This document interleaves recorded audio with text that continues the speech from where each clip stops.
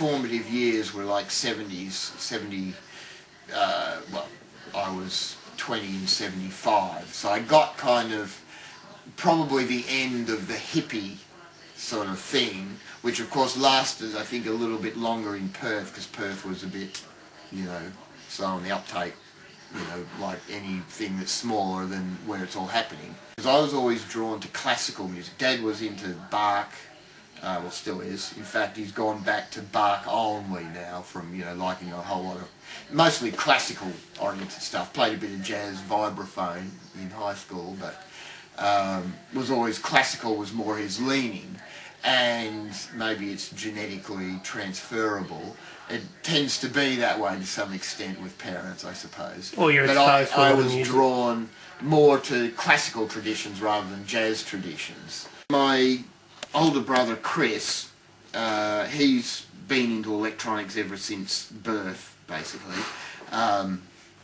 Was very influential in my sort of early development, because he made the circuit for the Vibe Bar. I'd actually seen this, see, because we were playing like music, right, you know, we were in a band, he was playing guitar, and actually earlier on than that, we even had a Woodward family band with my dad on vibes and sister on bongos, and it was all terribly good fun. So it was all a good musical kind of family, and because Chris was always interested in technology and so forth, and he was the one that, he was older than me by 3 years, so he brought home records and stuff, and as I say, the switched on Bach and various different things. And this was at the time when, you know, everything was just exploding. You know, that was the first synthesizers were around, and it was all just, Mellotrons started coming out, and, you know, everything.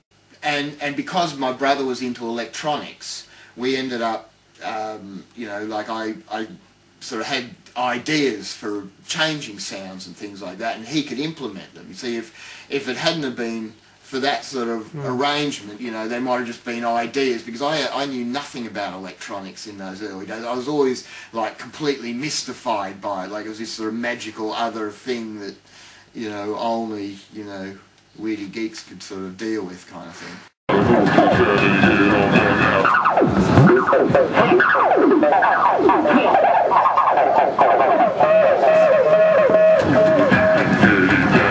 Well, actually my first big impact with synthesizers was Wendy, and at that time Walter Carlos, Switched on Bach, you're familiar with? Oh yes.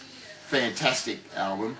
My brother bought that actually, and it was like, you know, it was a sort of groundbreaking album, but also because it was classical music, which I really loved, and the complexity of it, and like I still love that Third Brandenburg more than I love any string, you know, it's like a string arrangement kind of thing, or, you know, small orchestra thing that they do it on. Tomita, which is my other big influence that I heard a bit later, I think. In fact, I remember somebody telling me about it. I was in a band called Catch.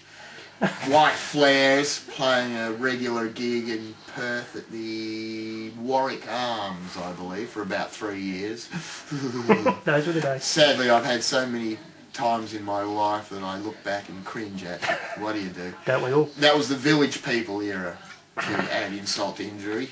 Tomita was a Japanese synthesist. I think he used Roland equipment, because Roland, of course, Japanese.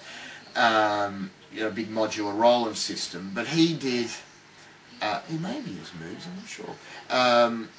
This first album that I heard, I don't know if it's his first, called Snowflakes Are Dancing by Debussy. Well, it's Debussy's music, Debussy, as my dad keeps correcting me. But he did this great, really lively articulation. I started out, well, I started out on a pump organ, followed by an acoustic piano, and then I got a Bauer Starmaster, was my first electronic thing, which was an organ, basically. Bit cheesy, of course, but, you know, at least it could be amplified.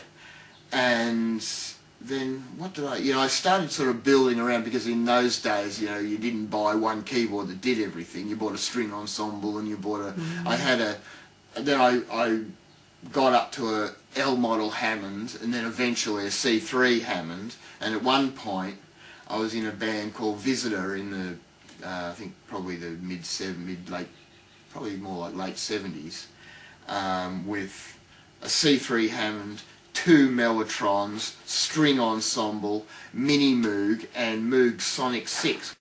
The spacesuit, the whole spaceman thing actually came about because I was up at Ayers Rock at the time, Uluru as it's now known. It was known as Ayers Rock. That was around 94, 95. I think 95, yeah, about those 2 years. I was playing in a band up there. I got a call out of the blue from this dig player that they needed a keyboard player for this regular gig at this amphitheatre. Fantastic gig, you know, good money and food and, you know, free food and lodgings and the whole bit, and a really weird sort of Martian-y kind of landscape if you get out of the, you know, the town, which is where all the tourists were staying, which is, you know, it was about 15k from the rock. It was just all this, you know, orange sand and iridescent green plants, you know, it was like weird. Beautiful. Anyway, and I invented 2 of my very significant inventions for my Spaceman act there. One is the Claudotron, or Tron as it's now known, which is the most significant invention, and that, the other is the Rap Rod, which I'll get onto later. The Tron stemmed from my interest in theremins, which was also, of course, very big in the 50s sci-fi genre and all that. And I love that fluid pitch.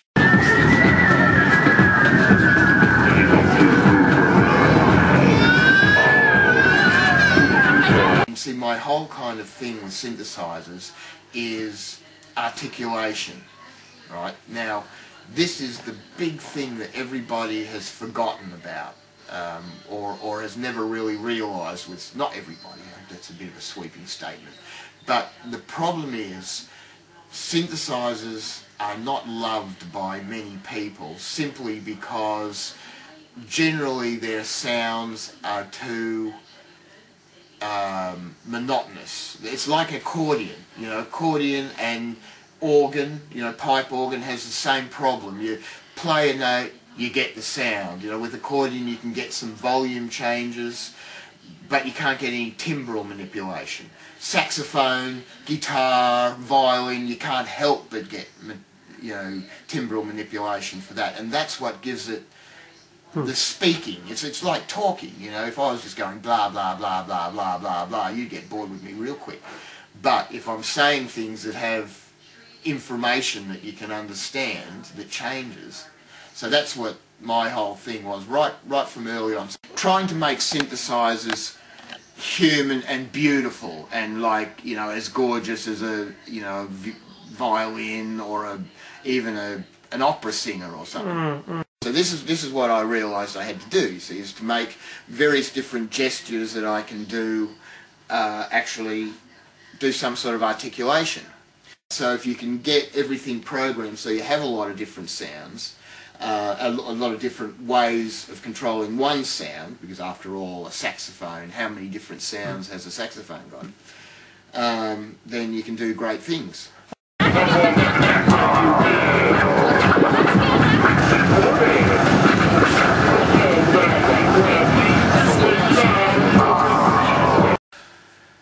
I suppose performance is, I don't know, it's a sort of a necessary thing. It's like, I mean, every musician that plays an instrument has got to move to play it to some extent. I mean, I probably do like performing, and I do get a buzz out of it, but I think my main concern is twofold. One, to eventually write absolutely fantastic music that everyone will just weep when they hear it,